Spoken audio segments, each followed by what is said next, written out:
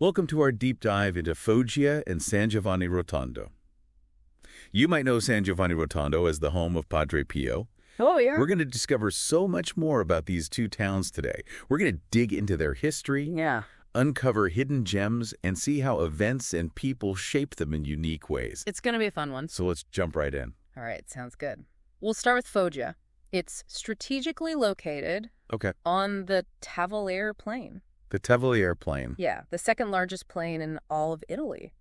That location made it a crossroads for millennia, really, going way, way back. I was looking at our research, and it said that Foggia is home to the Passo di Corvo, the largest Neolithic archaeological site in Europe. It is. And it dates back to 6,000 to 4,000 BC. That's amazing. Older than the pyramids. What does that tell us about Foggia? That people have been there? It tells us that this area has attracted people for a very long time, thanks to its resources, its location. And speaking of attracting people, nearby is the site of the ancient Daunian city of Arpi. Okay, Arpi. This was a city, a force to be reckoned with. It had an army of over 20,000 soldiers. Can you imagine? Yeah. And its location on the Tavoliere Plain, really key for trade, really contributed to its prosperity. I read that even the Roman poet Virgil mentioned Arpi in the Aeneid. Oh, really? He did. He talked about it being this formidable city. I'm not surprised. Maybe even a rival to Rome. Wow. Yeah, and he said, in Iappigia trovamo alle radici del gran Monte Gargano, ove fondava già vincitore Argiripa una terra, se dal patrio ergipo a nominata. Intromessi che fumo il presentamo, gli esponemo la patria, il nome e il fatto della nostra ambasciata, e la cagione onde lui venivamo. It means something like the Aeneid, that Roman classic like that. It had to be something special, yeah. Yeah. And moving a little further in history, another key event shaped Foggia's identity, the discovery of the Icona Viteri in 1062. It's also known as the Madonna of the Seven Veils. Okay. And it became this incredibly powerful religious symbol for the town. It's on their coat of arms, right? It is. You can see it reflected in Foggia's coat of arms. Yeah. 3 flames over water. And those 3 flames come straight out of the legend. Oh, tell me about it. Of how the icon was found, right? Yeah. So the shepherds saw these mysterious flames over a lake. They went to investigate. And that's where they discovered the icon of a tear floating on the water. Amazing. It's a story that has captivated people for centuries. And speaking of captivating figures, you can't talk about Foggia without talking about Holy Roman Emperor Frederick the Zephyrate. Oh, no, absolutely not. He had a major impact on Foggia in the 13th century. Made it one of his preferred imperial residences. It really was. And pretty much ruled his empire from there. I thought it was a really fun fact about him. Oh, I love fun facts. He built a fishery. What? In his Foggia palace. No way. He did. Just for all those lavish feasts he's famous for. A fishery in a landlocked city. You've got to be kidding me. I know, right? That's hilarious. It's amazing. It's just like the guy knew how to make a statement. He did. But it wasn't just the fishery. He had this vision for Foggia. Yeah. And it's clear in the inscription on the arch of his palace. Hoc fieri isit Federicus Caesar ut urbs sit Foggia regalis sede incita imperialis. That's beautiful. And what does it mean? It translates to, this Frederick Caesar ordered to be made so that the city of Foggia might be a royal and renowned imperial seat. Wow. He was ambitious. Very ambitious. The people of Foggia didn't always love his ruling style, though. Oh, no. No, they rebelled against him in 1229, and he was not happy about it. His response, pure drama, just like him. He said, Foggia cum me sugis cum te fecit mea manus. Ooh, what does that mean? It means, Foggia, why do you flee from me since I built you with my own hands? What a character. I know. A character indeed. But he wasn't the only one to shape Foggia's destiny. Another major player came on the scene in the 15th century, the Dogana delle Pecore. That's the sheep customs house. The sheep customs house. Established by the Aragonese. And it had a huge impact on Foggia's economy. So tell me about this sheep customs house. Well, basically, Foggia was right on these transhumance routes. Shepherds would move their flocks, thousands of sheep, between the mountains and the plains. They had to pass through Foggia. They had to pay taxes to the Dogana. Oh, wow. So it controlled the movement of sheep through the city. Yeah. And it was a big deal. Thousands and thousands of sheep passing through Foggia. Yeah. It's mind-boggling. It is. And from what I understand, the Dogana was incredibly lucrative. Yeah. It was the biggest source of income for the entire kingdom of Naples. I read that too. hard to overstate just how much they relied on Foggia Right. and that sheep trade. It really shaped the whole region, didn't it? It did. So we've gone from the Neolithic era through Roman times, medieval emperors, and a sheep-powered economy. What a ride. But what about Foggia today? What's it like now? Well, it's a bustling, modern city with diverse industries. Agriculture is still important, as you might imagine, Right. given its location Yeah. on that fertile Tavoliere plain. And there are major food processing companies in the area. But here's something you might not expect. Foggia is home to one of Italy's 10 Officine Grandi Riparazioni. Okay. Officine Grandi Riparazioni. What is that? It means major railway repair workshops. What? They service and repair trains from all over the country. No way. I never would have guessed that. It's a cool detail. I love these little details. It's amazing how Foggia has always been this center of activity, from its ancient origins to its modern industrial role. It's like a testament to the city's resilience, its adaptability. It's incredible, isn't it? It's a city that's constantly reinventing itself while staying connected to its past. All right, so now let's shift our focus to our second destination, San Giovanni Rotondo. San Giovanni Rotondo. I said it at the beginning. You probably know it as the home of Padre Pio. Right? But I think what might surprise you is its diverse landscape. The town stretches from the slopes of the Gargano Mountains all the way down to the Tavoliere Plain, which we've been talking about. That's a striking contrast, isn't it? It is. Rugged mountains on Yeah. one side and then flat plains on the other. Yeah. And it's this mix of landscapes that has really shaped the town's character. You have people Oh, yeah? living in the foothills of mountains, people living on the plains, Wow. all in the same town. I bet that makes for an interesting mix. Definitely. And to add to that, San Giovanni Rotondo has a fascinating medieval past, too. Oh, tell me about it. It has connections to some pretty powerful figures. I was reading about Skanderbeg, Skanderbeg? the Albanian national hero, Oh, yeah. and he was actually granted this town by the King of Naples Yeah. in the 15th century. Right. Who knew this small town in Puglia Right. had these international connections? It's a fascinating detail. It shows how San Giovanni Rotondo's story goes way beyond Padre Pio. Right. It's shaped by its unique geography, Right. its medieval past, and of course its religious heritage. So let's dive into that a little deeper. Let's do it. Religious institutions are Wow. so important to San Giovanni Rotondo. Yeah. And of course, we can't ignore the most famous one, the complex of Santa Maria delle Grazie. Santa Maria delle Grazie. That's where Padre Pio Yes, carried out his ministry. that's it. And it attracts people from all over the world. The complex itself is impressive. You have the old church, which dates back to the 16th century, Okay. and it was beautifully restored Oh, wow. by the artist Natale Panatti. Okay. And then you have the new church, which was built much later. Right, the Santuario di San Pio da Pietrelcina. The Santuario di San Pio da Pietrelcina. That's the one. I've seen pictures. It's massive. It is massive. It's one of the largest churches in the world. It is. It really is. And it's an architectural marvel Oh, yeah. designed by Renzo Piano. Renzo Piano, a world-renowned architect. He is. It's truly a testament to Padre Pio's enduring impact, not just on San Giovanni Rotondo, but on the world. It's incredible to think that one person I know. can have such a lasting effect, isn't it? It really is. And it's not just the church. Padre Pio also founded the Casa Sollievo della Sofferenza, the home for the relief of suffering, Yes. a hospital that still provides care to so many people today. It embodies Padre Pio's mission of compassion and healing.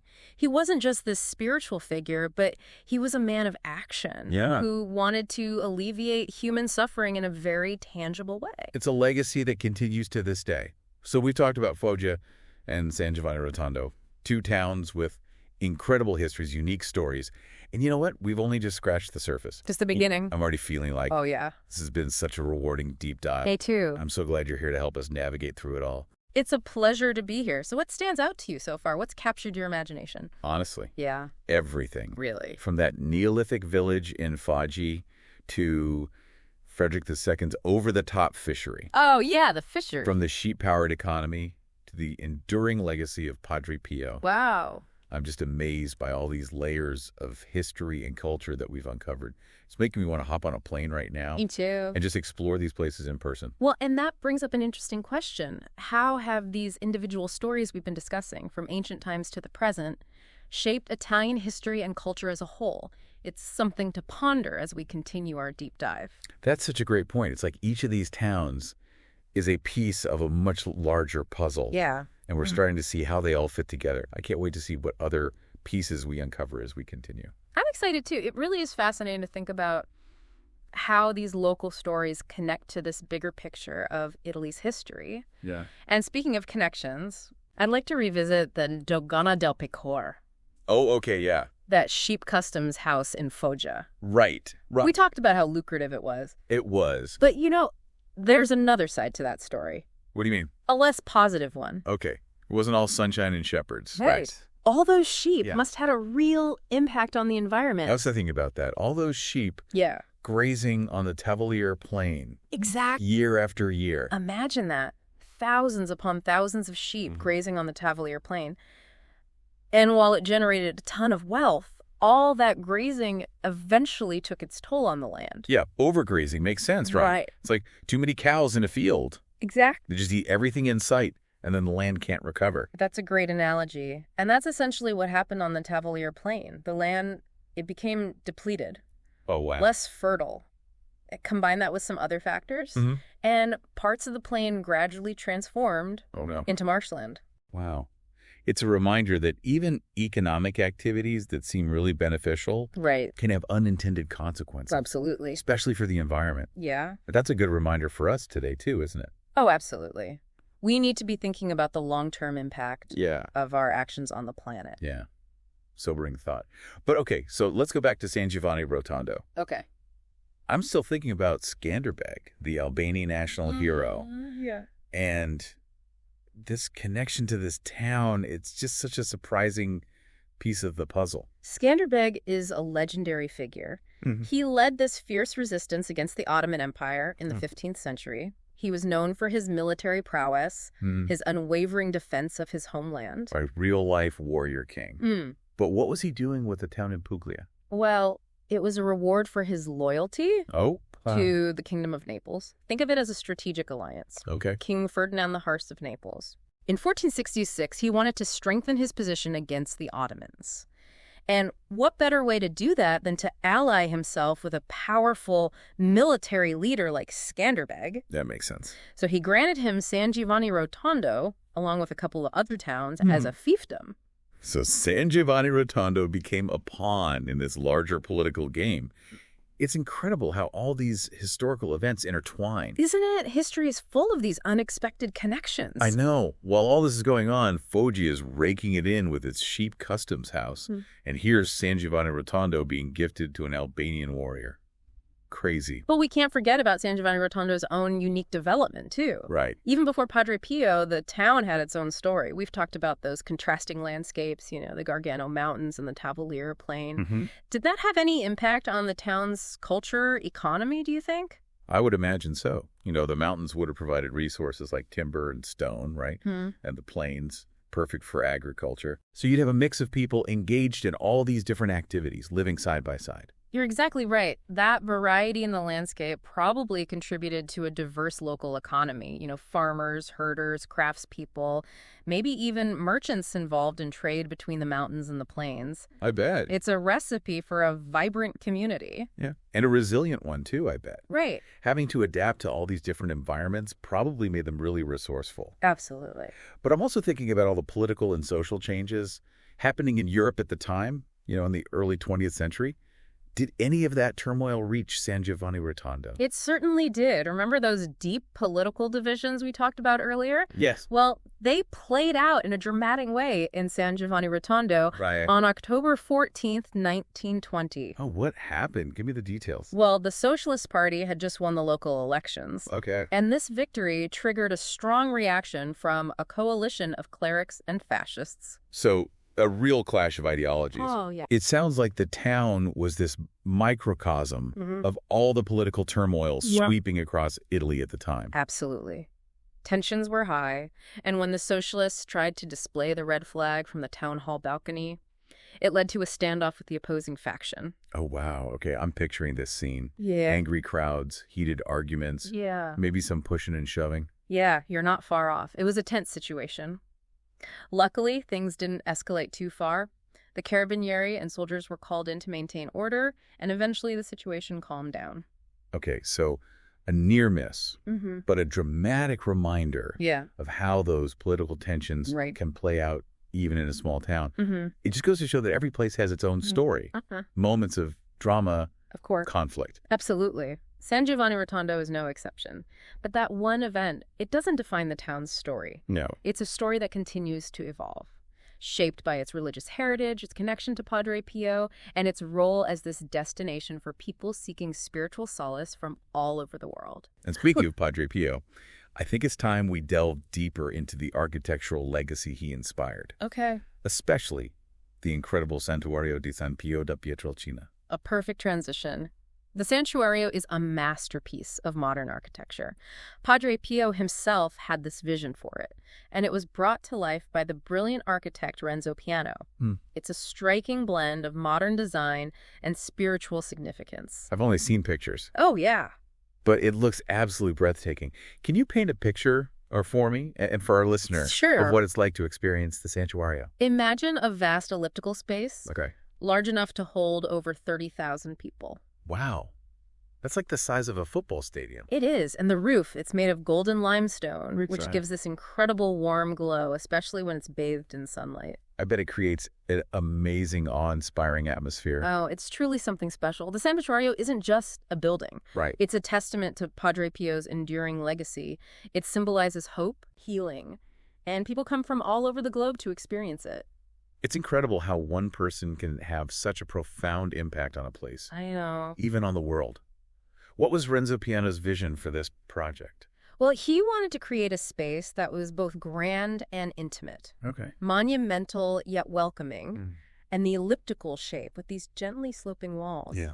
It creates this sense of enclosure and unity, while the open roof allows natural light to just flood the interior. The perfect marriage of form and function. A Exactly. space that's both awe-inspiring and Yeah. comforting. The Santuario is a testament to Piano's ability to create structures that are not only beautiful, but also deeply meaningful. It's the perfect example of how architecture can be used to tell a story, Right. to embody a vision.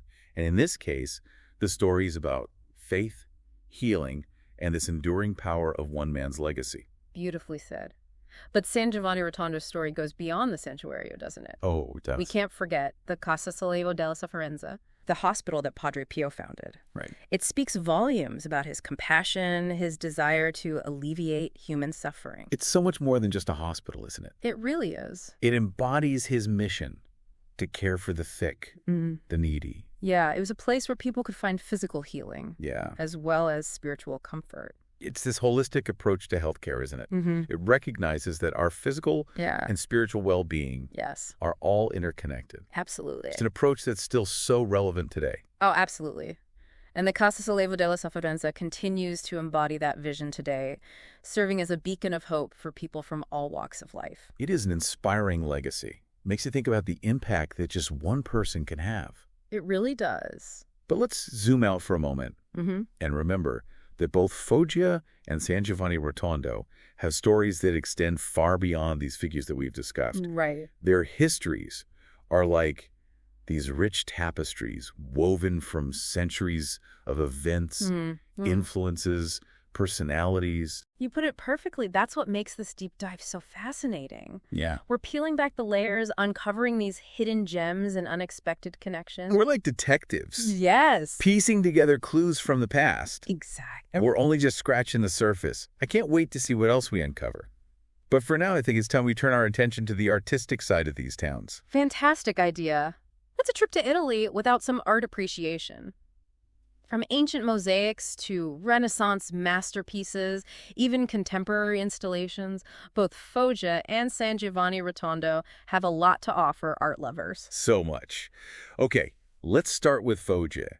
I know it was heavily bombed during World War II. It was. Did any artistic treasures survive the destruction? Well, while a lot was lost, Foggia's artistic heritage is far from gone. A great example of what survived is the cathedral, The cathedral. Okay. the beautiful Romanesque church. I always love exploring these grand historic churches. Oh, me too. They have such a sense of history, grandeur. They really do. What makes Foggia's cathedral so special? Well, imagine stepping through its massive bronze doors and being greeted by this stunning mix of architectural styles. Oh, wow. The cathedral's story, it begins in the 12th century, Okay. but it's been transformed over the centuries, incorporating Romanesque, Gothic, even Baroque design. So it's like this architectural timeline all in one building. It is. You can see those solid Romanesque foundations, soaring Gothic arches, ornate Baroque decorations, Wow. all coexisting beautifully. It's a testament to the enduring power of art and architecture. It is. How it can transcend time and all these changing styles. It's remarkable. But is there more to see in Foggia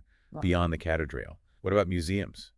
Well, right in the heart of the city, you have the Museo Civico, a treasure trove of art and history just waiting to be explored. A museum. I love a good museum. Me too. What can we expect to find in the Museo Civico? Think of it as a journey through Foggia's past. From its ancient roots to its modern-day identity, you'll find artifacts from the Daunian civilization, stunning Roman mosaics, intricately carved medieval sculptures, and even a collection of contemporary paintings. Wow. So it's a real deep dive into Foggia's artistic evolution. It is. Is there anything in particular we shouldn't miss? I highly recommend checking out the Tomb of the Medusa. It's a captivating example of Daunian funerary art. The Tomb of the Medusa. Yeah. Okay, so I'm picturing this stone sarcophagus adorned with all these intricate carvings. Yes. Including the iconic image of Medusa with her serpentine hair. It's both beautiful and a little bit eerie. It's amazing. Both beautiful and eerie, yeah. I can just picture it.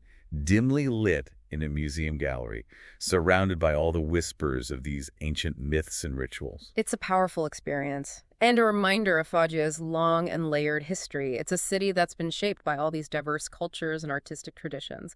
And the Museo Civico is a great place to see all those influences come to life. So it's a feast for the eyes as well as the mind. But now I'm curious about what awaits us in San Giovanni Rotondo. Oh, okay. What can we expect to find there artistically, beyond the architectural wonder of the Santuario? Well, while the Santuario might steal the show, San Giovanni Rotondo has other artistic gems worth discovering. One such gem is the Chiesa di Sant'Orsola, a hidden jewel of Baroque architecture. Ooh, Baroque. Yeah. I love that style. It's all about the drama and Yeah. opulence. What makes the Chiesa di Sant'Orsola so special? Imagine stepping into a space that's alive with light, color, movement. The interior is adorned with elaborate stucco work, Wow. breathtaking frescoes, gilded decorations. It sounds like a feast for the senses. It truly is. The Chiesa di Sant'Orsola is a testament to the artistic brilliance and religious devotion of the Baroque period. It's a reminder that even in a town known for its religious pilgrimages, artistic beauty found a way to flourish. It's a reminder that art has the power to inspire and uplift us, no matter what our beliefs or backgrounds might be. Yeah. But beyond the Chiesa di Sant'Orsola, are there any other forms of art in San Giovanni Rotondo? I'm especially curious about contemporary art. You've hit on something interesting. In recent decades, San Giovanni Rotondo has really embraced contemporary art. You'll find sculptures, installations, murals throughout the town, adding a modern touch to its historic streets. So it's a town that honors its past, but also embraces the present. It's a delicate balance to strike, isn't it? It is. I'm picturing these modern artworks juxtaposed against the backdrop of ancient buildings and cobblestone streets. What a fascinating mix. It is. It's a reminder that art is a living, breathing thing, constantly evolving, adapting to the changing times. It's like a conversation between the past and the present. Yes. A dialogue between tradition and innovation. Beautifully put. And San Giovanni Rotondo is actively participating in that conversation, using art to reflect on its history, embrace its present, and envision its future. That's such a powerful way to think about art. It's like a bridge between generations, a catalyst for growth and change. And it shows that even in towns that are seemingly defined by their history or their religious significance, art can be this powerful force for renewal and transformation. It all comes back to that enduring power of human creativity, how it shapes our spaces, our experiences, our understanding of the world around us. So true. And it reminds us that even in the most unexpected places, art can surprise us, delight us, and inspire us. Well said. I'm feeling so energized. Oh, yeah. By our exploration of Foggia and San Giovanni Rotondo. There's so much more than just dots on a map. They really are. They're vibrant communities with rich histories, diverse cultures, and a deep appreciation for art and architecture. It's been such a pleasure diving deep into these fascinating towns with you. They really do offer this unique glimpse into the heart of Puglia. The pleasure's all mine. But before we wrap up this incredible journey, Yeah. I think we need to circle back Okay. to the Dogana della Pecor, Right. that sheep customs house. Mm-hmm. That played such a big part in Foggia's story. Ah, yes, the Dogana.